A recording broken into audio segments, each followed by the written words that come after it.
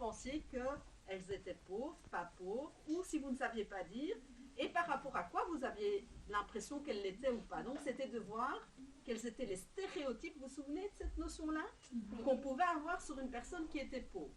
Donc on avait montré par exemple un monsieur en costume, ou on avait montré des madames qui allaient faire leurs courses chez Aldi. Et donc on a essayé de voir quand vous étiez d'accord ou pas, pourquoi, et souvent c'était lié à quoi vos stéréotypes, souvent par rapport à quoi vous décidez qu'une personne était pauvre ou pas. Louane, les vêtements, le gros critère c'est comment sont habillés les gens. Et la deuxième chose, si la personne était propre sur elle ou pas. Ça c'est deux choses. Et donc là c'était très important de se dire qu'il ne faut pas toujours se fier à ça. Parce que c'est pas parce qu'on n'est pas propre sur soi qu'on est riche ou pauvre. Et c'est pas parce qu'on a des beaux ou pas beaux vêtements qu'on est riche ou pauvre. Donc ça, c'est important de se dire que c'est des idées qu'on a, donc des idées préconçues. Donc c'est ce qu'on appelle des préjugés. D'accord? Penser avant de connaître. Vous vous souvenez? Comme le fait de croire que tous les Italiens aiment bien la pizza et les spaghettis. Quelles autres animations? On va dire que c'est bon les spaghettis et la pizza. Il y en a qui aiment bien, il y en a qui n'aiment pas. Voilà. Et c'est pas parce qu'on est italien qu'on aime ça. Ça, c'est un préjugé. Quel autre... Ouais, mais c'est italien. Quelles sont les autres animations que vous avez par exemple fait avec Diego, Adam? Tu te souviens? Oui. Alors, tu veux bien expliquer? On a dit des choses qu'on a fait...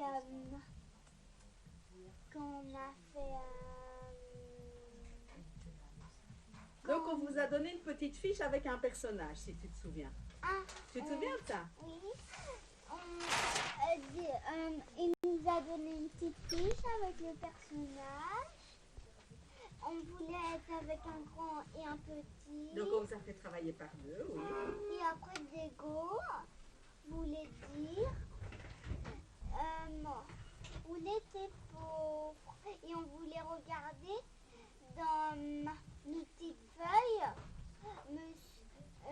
Diego et où il a noté ça, on peut marcher un pas.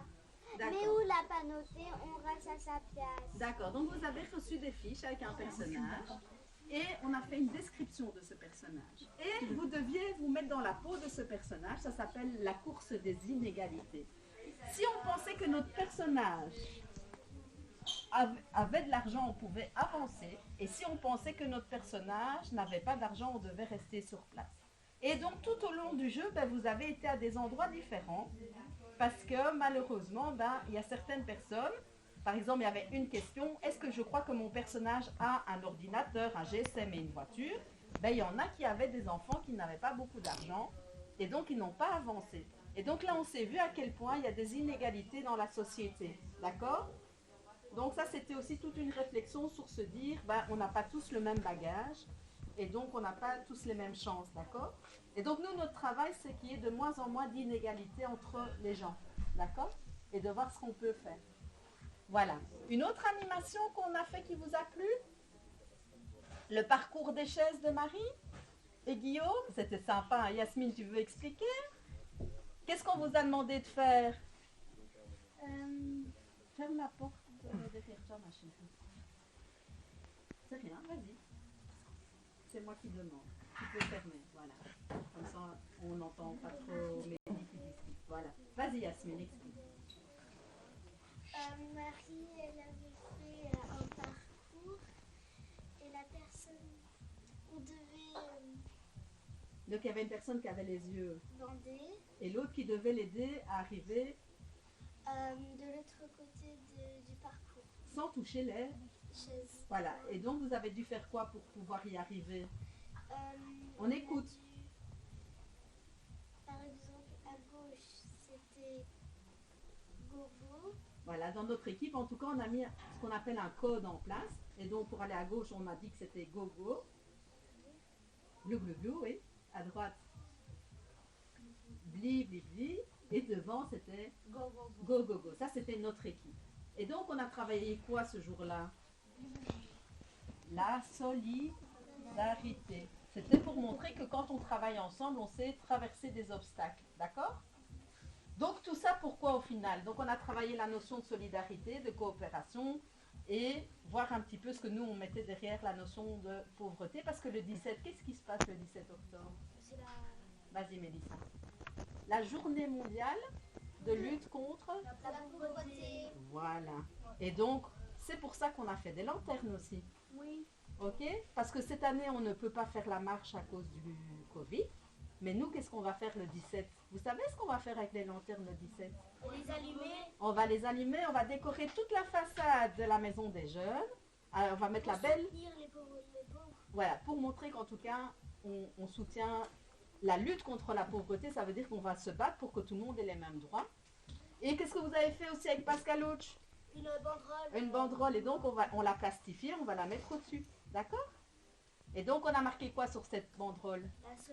Soyons solidaires le 17 octobre. Très bien les loulous. Donc voilà, tout ça, on va mettre ça en place demain, c'est jeudi. On va accrocher la banderole qui est terminée presque. Et on verra pour terminer les lanternes, celles qui ont besoin. Ça va? Oui, ça va. Mais moi je suis fière de vous, on y est arrivé avant le 17.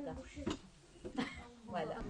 Voilà, alors on est arrivé ici à la fin de l'animation, donc je voulais un petit peu avoir tes impressions sur la façon dont vous aviez pu travailler ça avec les enfants et comment eux avaient évidemment réagi à toute cette question relative aux inégalités, voilà, de la défense, de la sécurité sociale aussi. D'accord. Donc nous, c'est vrai que pour nous, en tout cas, la journée mondiale de la lutte contre la pauvreté est importante. Pourquoi? Parce que l'air de rien, les petits loulous avec qui on a travaillé sont beaucoup touchés par la pauvreté. Donc, premièrement, la crainte des animateurs avant d'animer ce genre d'atelier, c'était de s'assurer qu'aucun enfant ne retourne en se disant « je suis pauvre ». C'était pas le but. Donc, nous, ce qu'on a voulu faire, toujours de manière ludique, c'est de leur montrer que c'est ensemble qu'on peut lutter contre ce genre de phénomène. Donc on les a fait travailler autour de jeux de coopération et de solidarité, voir ce qu'ils mettaient dans ces notions-là, c'est quoi la solidarité. Et ça, c'est très facile pour eux parce que dans notre ASBL, c'est un thème qu'on aborde souvent. Et puis on a voulu leur montrer qu'on ne partait pas tous avec le même bagage. Donc là, on a utilisé des jeux de rôle, mais où ils étaient toujours par deux pour jamais se sentir seuls. Donc toujours par deux. Donc l'idée c'était qu'ils soient dans le personnage de quelqu'un et que d'autres personnages étaient dans le même jeu mais n'avaient pas les mêmes chances au départ. Donc c'est se dire tiens, pourquoi moi j'ai ça, l'autre n'a pas ça et qu'est-ce qu'on peut faire ensemble pour réduire ces inégalités. Donc comme je l'ai dit, il y a eu plusieurs animations. Donc il y a eu le jeu de la course des inégalités. Puis on a visionné une petite vidéo qui réexpliquait bien c'était quoi un stéréotype, un préjugé pour en venir au sujet de la discrimination. Donc on a utilisé un photolangage pour voir sur quels critères eux pensaient qu'une personne pouvait vivre dans la précarité ou pas. Et donc là c'est toujours intéressant de voir que pour eux c'est par rapport à ce qu'ils voient, donc les vêtements, la propreté, si la personne est dans la rue ou pas.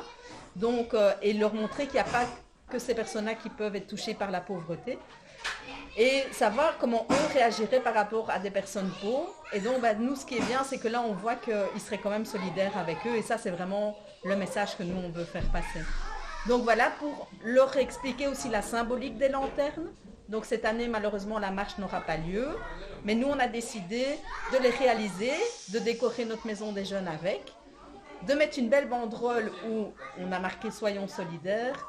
Et le 17 octobre, cette banderole sera allumée avec un jeu de lumière et nous allumerons symboliquement les lanternes pour montrer que ce jour-là, l'ASBL, les enfants, les jeunes, on est militants, on est solidaires autour de cette journée, autour de la lutte contre la pauvreté.